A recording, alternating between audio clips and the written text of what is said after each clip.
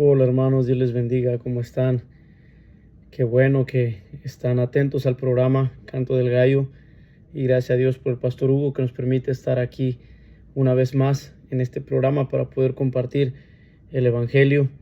Y bien hermanos, vamos a hacer una pequeña oración para entrar a nuestro tema. Hemos estado estudiando ese precioso tema acerca de gozo en el cielo y cómo los ángeles tienen gozo en el cielo y por supuesto nuestro Dios cuando un alma, un pecador se arrepiente de sus pecados. Y quiero leer la palabra de Dios, pero antes que nada vamos a hacer una oración, vamos a pedir la guía y la ayuda del Espíritu Santo porque lo necesitamos. Sin el Espíritu Santo esta enseñanza sería vacía. Vamos a orar. Amado Dios, gracias por este tiempo que nos permites compartir tu palabra a través de estos medios, las redes sociales, y poder llegar a diferentes hogares, llegar a diferentes partes, Señor, de este mundo. Te rogamos que tú permitas que tu palabra corra y sea glorificada, y que tu Espíritu Santo haga la obra de persuadir, de convencer al mundo de pecado, de justicia y de juicio. Ayúdanos a hacer una bendición a través de este tema. En el nombre de Jesús. Amén. Bien, el tema de hoy, hermanos, es acerca de ángeles expectantes. Los ángeles, ellos son expectantes del evangelio que usted y yo compartimos. ¿Cuál es el evangelio? Bueno, las buenas nuevas de salvación. Mire lo que dice la palabra de Dios. Vamos a tener una pequeña lectura. Primera de Pedro, en el capítulo 1, voy a leer del versículo 3 al versículo 12. Dice de esta manera: Bendito el Dios y Padre de nuestro Señor Jesucristo, que según su grande misericordia nos hizo renacer para una esperanza viva por la resurrección de Jesucristo de los muertos, para una herencia incorruptible, incontaminada e inmarcesible, reservada en los cielos para vosotros, que sois guardados por el poder de Dios mediante la fe, para alcanzar la salvación que está preparada para ser manifestada en el tiempo postrero, en lo cual vosotros os alegráis, aunque ahora por un poco de tiempo, si es necesario, tengáis que ser afligidos en diversas pruebas, para que sometida a prueba vuestra fe, mucho más preciosa que el oro, el cual, aunque perecedero, se prueba con fuego, sea hallada en alabanza, gloria y honra cuando sea manifestado Jesucristo, a quien amáis sin haberle visto, en quien creyendo, aunque ahora no lo veáis, os alegráis con gozo inefable y glorioso, obteniendo el fin de vuestra fe, que es la salvación de vuestras almas. Los profetas que profetizaron de la gracia destinada a vosotros inquirieron y diligentemente indagaron acerca de esta salvación, escudriñando qué persona y qué tiempo indicaba el Espíritu de Cristo que estaba en ellos, el cual anunciaba de antemano los sufrimientos de Cristo y las glorias que vendrían tras ellos.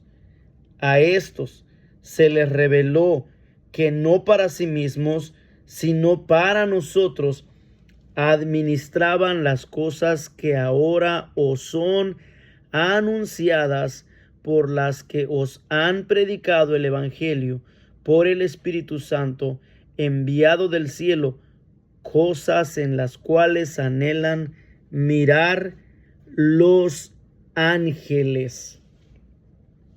Hemos estado viendo cómo los ángeles anhelan hacer la obra que usted y yo tenemos. Ese enorme privilegio. Es un privilegio abrir la palabra de Dios y compartirla con aquellas personas que todavía no conocen la salvación. Es un privilegio, hermanos, el que tenemos de anunciar las buenas nuevas. Los ángeles anhelan mirar este trabajo, anhelan mirar de que usted y yo salgamos por las calles, de que usted y yo toquemos puertas, de que usted y yo nos paremos en las plazas, de que usted y yo tomemos este maravilloso libro y podamos compartirlo a esas personas. Los ángeles anhelan. Los ángeles, cuando usted va en un autobús, los ángeles quieren que usted comparte el evangelio. Los ángeles, cuando usted está en la escuela, los ángeles anhelan que usted comparta el evangelio a sus compañeros en la escuela, a sus compañeros de trabajo, en su vecindario, su comunidad. Los ángeles anhelan ver que la palabra de Dios se predique. Los ángeles hacen fiesta cuando un pecador se arrepiente. Los ángeles están ahí, ellos están siempre involucrados desde el Antiguo y en el Nuevo Testamento. Los ángeles están atentos para que usted y yo podamos compartir el evangelio. Ellos quisieran estar haciendo esta obra que nosotros hacemos. Entre las huestes angelicales encontramos diferentes niveles o rangos. También podemos considerarlos como diferentes grados de excelencia o diferentes puestos que Dios les ha dado. Entonces, en el cielo y en este mundo también hay niveles de ángeles, y yo quisiera compartir un poco de esto con ustedes para que tengamos ese claro conocimiento y cómo, a pesar de tener diferentes niveles de poder, de autoridad, de dominio, y a pesar de tener eso, ellos siempre se rinden ante el Creador, ante nuestro Dios, y ellos anhelan que usted y yo podamos compartir el evangelio. Es evidente entonces que podamos mostrar con las Sagradas Escrituras cómo los ángeles aparecen en diferentes grados de poder. Aparecen, por ejemplo, ángeles, arcángeles, querubines, serafines.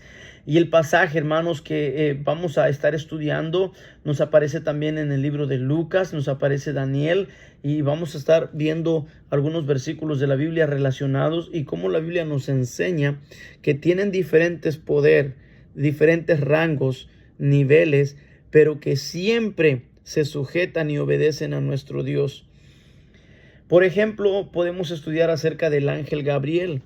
El ángel Gabriel es mencionado como ángel y su nombre significa héroe de Dios.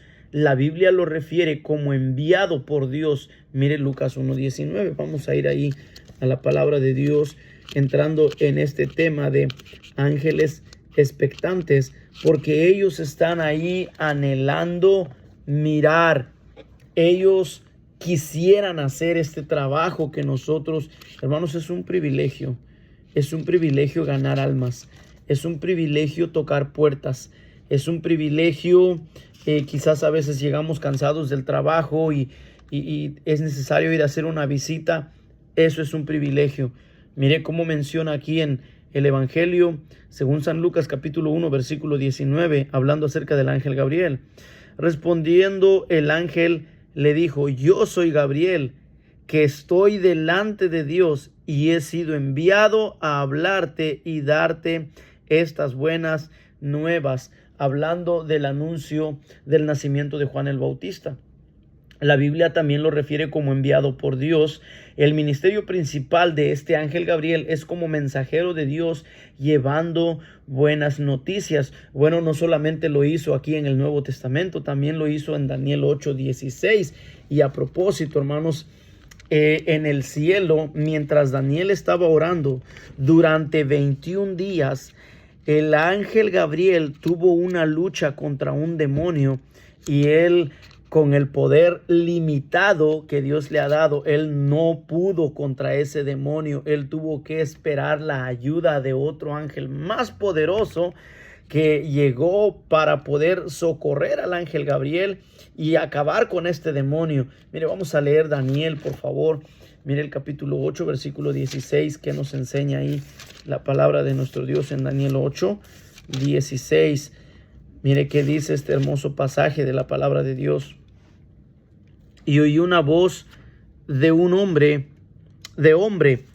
entre las riberas del Ulai, que gritó y dijo: Gabriel, enseña a este la visión. Vino luego cerca de donde yo estaba, y con su venida me asombré y me postré sobre mi rostro. Pero él me dijo: entiende, hijo de hombre, porque la visión es para el tiempo del fin. Aquí el ángel Gabriel, hermanos, le está dando un mensaje, una profecía al profeta Daniel.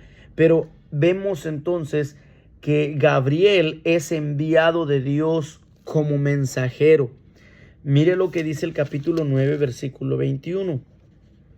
Dice de esta manera: aún estaba hablando en oración cuando el varón Gabriel, a quien había visto en la visión al principio, volando con presteza, vino a mí como a la hora del sacrificio de la tarde, y me hizo entender y habló conmigo diciendo: Daniel, ahora he salido para darte sabiduría y entendimiento.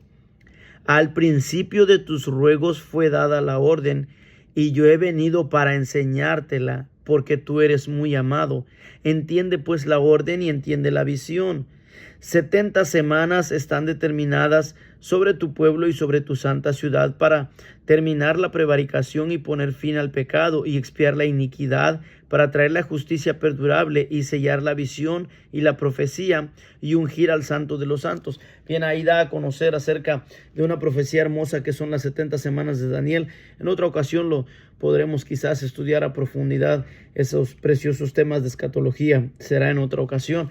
Pero vemos cómo el profeta Daniel está orando y clamando, y desde que él empieza a orar, Dios manda a este ángel, pero el mensaje no podía llegar porque este demonio, el rey de Siria, lo está ahí deteniendo y no quiere que el mensaje sea revelado para Daniel. Y durante 21 días, él libra una lucha en el cielo contra un demonio. Sin embargo, llega en su ayuda el arcángel Gabriel, otro rango de poder más alto. Vemos entonces en el Antiguo Testamento cómo Gabriel hace entender a Daniel los acontecimientos que vendrán sobre Israel. En el Nuevo Testamento también él aparece dando a conocer los anuncios de los nacimientos tanto de Juan el Bautista y el nacimiento de nuestro Señor Jesucristo. No solamente hay niveles de ángeles como en los que aparece Gabriel, pero también hay arcángeles, y siempre son mensajeros. Si usted puede entender, gloria a Dios por el ángel Gabriel, que dio a conocer las buenas nuevas de que iba a nacer el Redentor, nuestro Señor Jesucristo. Él dio a conocer esas alegres y buenas nuevas de salvación. Pero hay un nivel más, que son los arcángeles, y en algunos se menciona su nombre. Bueno, aparece este arcángel Gabriel, por ejemplo, Miguel. Mire cómo nos muestra la Biblia en 1 Tesalonicenses 4:16. El nombre de arcángel está compuesto de un prefijo. Este es arc seguido de ángel. El prefijo es arc, significa mayor o principal. 2 veces aparece la palabra arcángel en la Biblia. Una sugiere que puede haber muchos arcángeles, sugiere la Biblia, y la otra nos da el nombre de uno, que es Miguel, únicamente. Mire cómo aparece la palabra de Dios en 1 Tesalonicenses 4:16. 1 Tesalonicenses 4:16. Qué glorioso, hermanos, que tenemos la palabra de Dios en nuestras manos y nos enseñan cómo los ángeles tienen una función de ayudantes, expectantes y colaborando en la obra de nuestro Dios. Mire cómo aparecen ellos aquí. Aparece el arcángel Gabriel. Mire cómo menciona 1 Tesalonicenses 4:16, dice la palabra de Dios ahí. Porque el Señor mismo, con voz de mando, con voz de arcángel y con trompeta de Dios, descenderá del cielo, y los muertos en Cristo resucitarán primero. La Biblia nos enseña que pueden haber muchos arcángeles, y en el libro de Judas, en el versículo 9, nos menciona uno de ellos. Mire cómo menciona Judas en el versículo 9. La palabra de Dios es muy clara. Lo que tenemos que hacer nosotros como cristianos es pedir siempre la guía del Espíritu Santo para entender estos hermosos versículos que Él ha dejado. Pero cuando el arcángel Miguel contendía con el diablo, disputando con él por el cuerpo de Moisés, no se atrevió a proferir juicio de maldición contra él, sino que dijo: el Señor te reprenda. Aquí podemos notar que si Satanás en este mundo tiene una gran influencia, un gran poder de dominio en este mundo, Miguel no se queda atrás porque estaba contendiendo con él, estaba en una lucha y no tuvo que ser Gabriel u otro ángel, tuvo que ser el arcángel Miguel, porque él tiene el poder suficiente para enfrentar a Satanás. Pero aparte de ese nivel, hay todavía otros niveles más. Hermanos, Satanás no tiene poder. Hay ángeles que son más poderosos todavía que él. Y la Biblia lo menciona, que están en la misma presencia de nuestro Dios. Pero ellos rinden honra y gloria al Todopoderoso, al único, al Eterno. Mire cómo menciona la palabra de Dios en Daniel 12:1, hablando de los arcángeles y del arcángel Miguel. Mire qué dice la Biblia. El arcángel Miguel quiere decir quién como Dios. Parece identificarse principalmente con Israel como nación. Daniel 12:1 dice que el arcángel Miguel es el príncipe de Israel.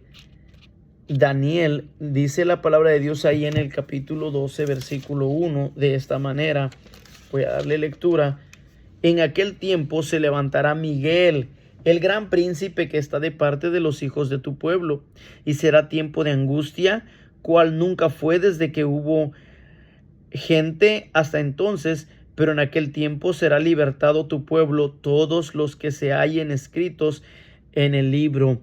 Estamos hablando ya de tiempos del fin, pero la Biblia menciona aquí a Miguel como el gran príncipe que está de parte de los hijos de tu pueblo. Se está identificando, Dios está identificando al arcángel Miguel como gran príncipe de la nación de Israel. También se menciona como príncipe de Israel en Daniel 10, 13 y 21.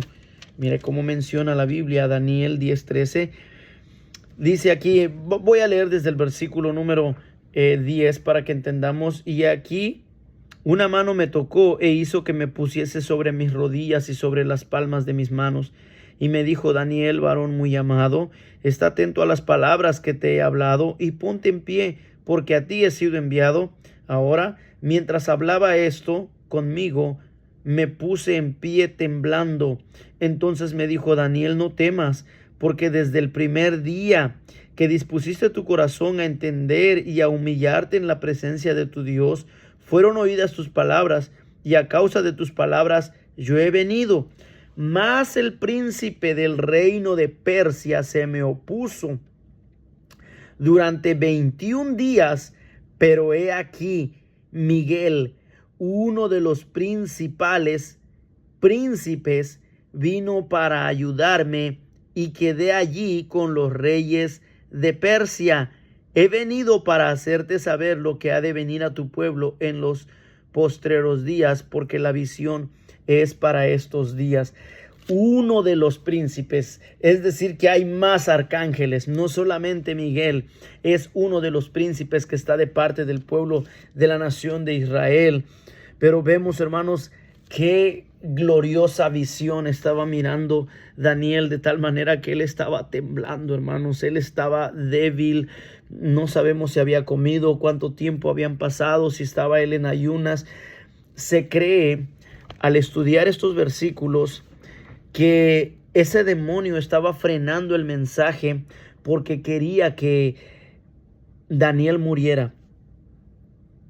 Quería que Daniel muriera y que no se le diera a conocer el mensaje. Por eso él frenaba a Miguel, el que le traía el mensaje, porque él quería que Daniel agonizara en la visión, que Daniel no recibiera el mensaje, para que él no pudiese escribir esas profecías aquí.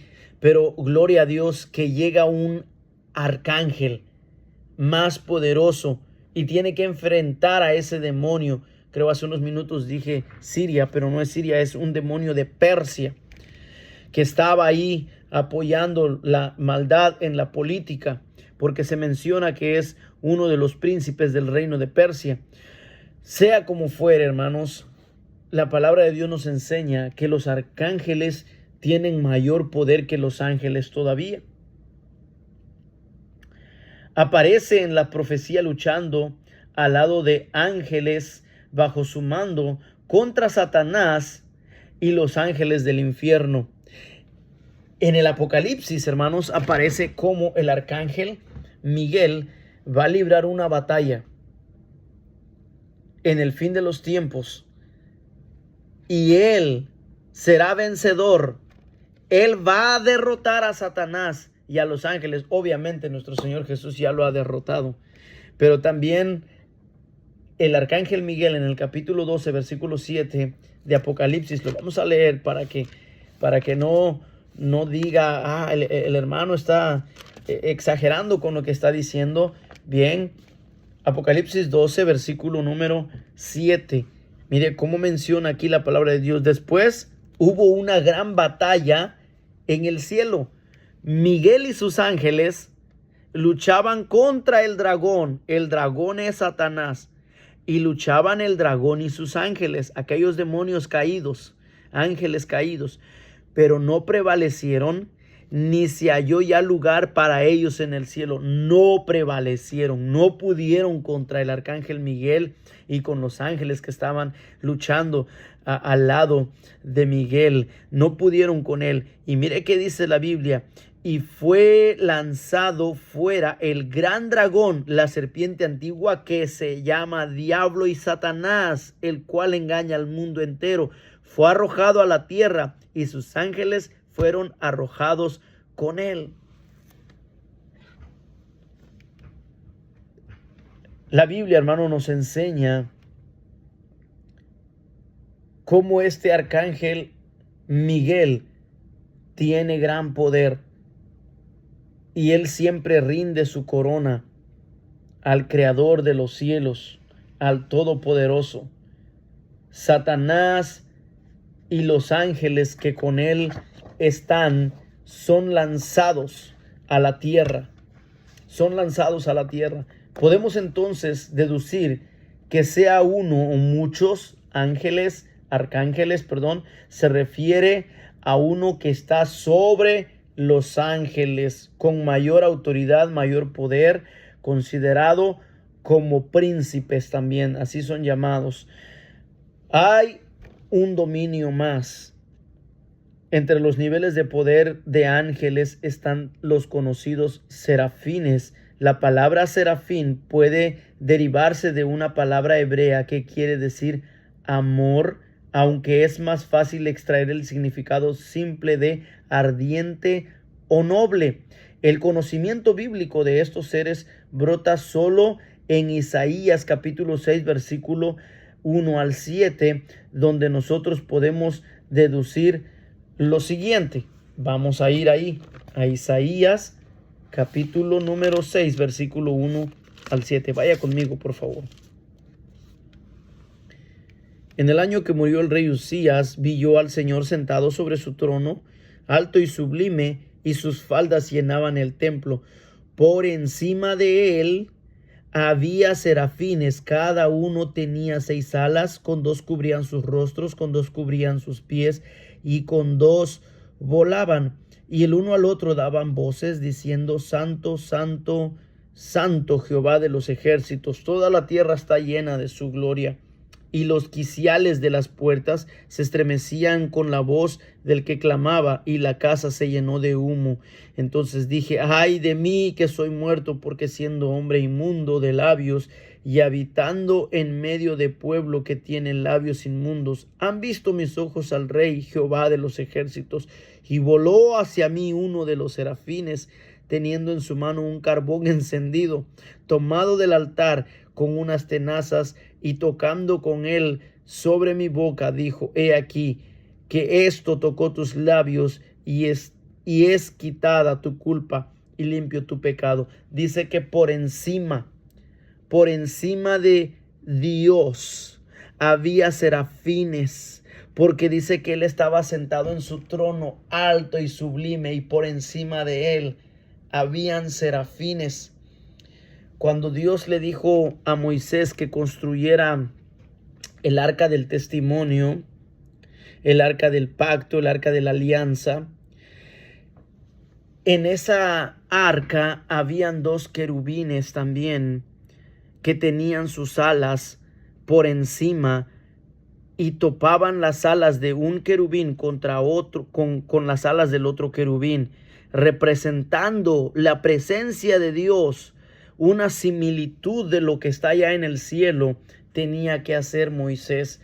Pero ¿qué vemos acerca de esto? Podemos deducir de esta lectura que la tarea es alabar el nombre y rendirle atributos al Dios Todopoderoso en el cielo. A diferencia de los querubines que veremos que están al lado del trono, los serafines están situados por encima del trono de nuestro Dios. Están siempre glorificando a nuestro Dios. Son indescriptiblemente bellos. Sus alas nos lo hacen saber. La gloria de los serafines nos hacen recordar la descripción de la visión de Ezequiel y los 4 seres vivientes que están puestos para revelar la gloria de Dios. En Ezequiel 1:4 al 14, la visión acerca de las ruedas y cómo están llenos de ojos en sus alas, en las ruedas, y por todas partes los serafines están llenos de ojos, hablando acerca de un Dios todopoderoso que todo lo ve y que todo lo sabe. Los serafines fueron usados para purificar los labios del profeta Isaías. Vamos a leer Ezequiel 1 del 4 al 14 para que tengamos ese claro conocimiento acerca de estos serafines. Ezequiel capítulo 1, versículo 4 al 14. Ya estoy aquí. Dice así la Biblia: y miré, y he aquí venía del norte un viento tempestuoso y una gran nube con un fuego envolvente, y alrededor de él un resplandor, y en medio del fuego algo que parecía como bronce refulgente, y en medio de ella una figura de 4 seres vivientes, y esta era su apariencia. Había en ellos semejanza de hombre. Cada uno tenía 4 caras y 4 alas. Los pies de ellos eran derechos, y la planta de sus pies como planta de pie de becerro, y centellaban a manera de bronce muy bruñido.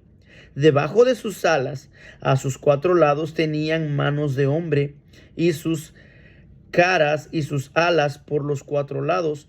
Con las alas se juntaban el uno al otro, no se volvían cuando andaban, sino que cada uno caminaba derecho hacia adelante.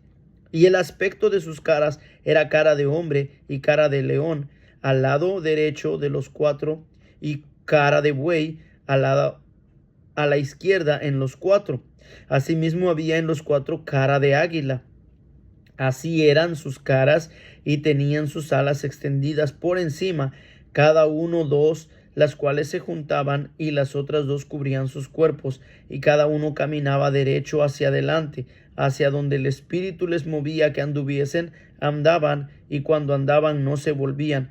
Cuanto a la semejanza de los seres vivientes, su aspecto era como de carbones de fuego encendidos, como visión de hachones encendidos que andaban entre los seres vivientes, y el fuego resplandecía, y del fuego salían relámpagos, y los seres vivientes corrían y volvían a semejanza de relámpagos. Qué gloriosa visión, qué hermosa visión la que mira aquí el profeta Ezequiel. Los serafines, hermanos, fueron usados para purificar los labios de Isaías mientras él miraba la visión, porque ellos habitan en el fuego, y nuestro Dios es fuego consumidor.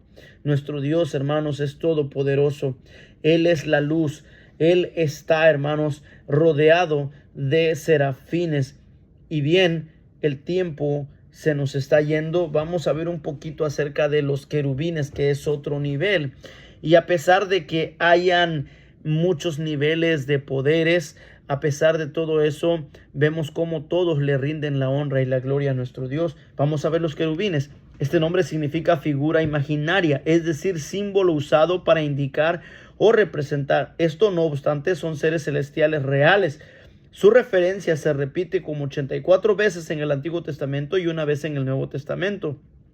Dios está entre y sobre querubines, es decir, que están a los lados y a los pies de nuestro Señor. Así lo menciona el Salmo 80, versículo 1.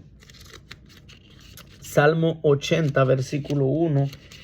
Qué preciosa enseñanza de los ángeles. Por si usted no sabía, los ángeles tienen niveles de poder, pero a pesar de sus niveles de poder, ellos anhelan que la obra de evangelismo se realice aquí en el mundo. Oh pastor de Israel, escucha, tú que pastoreas como a ovejas a Jacob, que estás entre querubines, resplandece. 99:1. Mire qué menciona ahora aquí. Jehová reina, temblarán los pueblos. Él está sentado sobre los querubines, se conmoverá la tierra. Los querubines son los que guardaban el Edén. Se acuerda que Dios tomó al hombre y lo sacó fuera, pero dice que él puso querubines en el libro de Génesis capítulo 3 versículo 24 para guardar y proteger al huerto de Edén. Mire cómo dice ahí el 3:24 de Génesis: echó pues fuera al hombre y puso al oriente del huerto de Edén querubines y una espada encendida que se revolvía por todos lados para guardar el camino del árbol de la vida. Querubines guardan el acceso a la santidad de nuestro Dios. Eso lo menciona en Éxodo 25:18. Vamos a leer este último versículo. Éxodo 25:18 es el último. 25:18 menciona de esta manera la palabra de nuestro Dios tan gloriosa. El capítulo 25 versículo 18 dice de esta manera: harás también 2 querubines de oro labrados a martillo, los harás en los 2 extremos del propiciatorio. De la misma manera como yo le mencionaba, una similitud de lo que Moisés tenía que hacer aquí en la tierra para el pueblo de Israel es de lo que ya está en el cielo.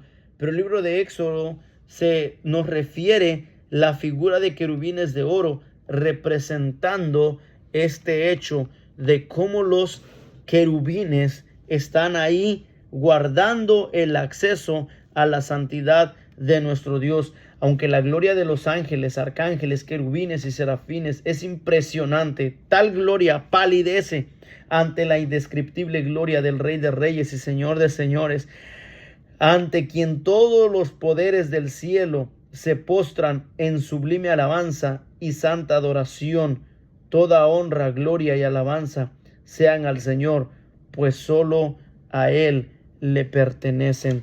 Si usted todavía no tiene a Cristo en su corazón, le animo para que el día de hoy usted conozca a Jesús como su Salvador, que es el propósito de esta enseñanza, que usted pueda ser salvo. Si usted necesita que le ayudemos, bueno, para poder recibir a nuestro Señor Jesús, lo único que tenemos que hacer es creer y arrepentirnos de nuestros pecados. Fe y arrepentimiento, porque la salvación ya fue dada.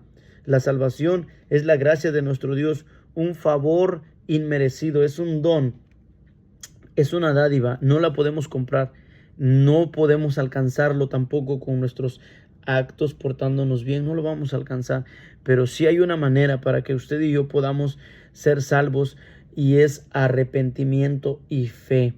Arrepentirnos de nuestros pecados y depositar nuestra fe en la gracia de nuestro Dios. ¿Cómo se hace eso? Dice Romanos que si confesares con tu boca que Jesús es el Señor y creyeres en tu corazón que Dios le levantó de los muertos, serás salvo. Solo tiene que hacer una oración de fe y Él el día de hoy lo puede salvar. Repita conmigo esta oración: Señor Jesús, en esta hora yo reconozco que soy pecador.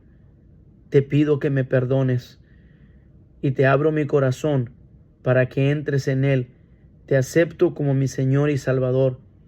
Perdona mis pecados. Creo en ti. Creo en tu gracia. Creo que el día de hoy me has dado la salvación. Gracias por dar tu vida en la cruz. En el nombre de Cristo Jesús. Amén. Que Dios les bendiga.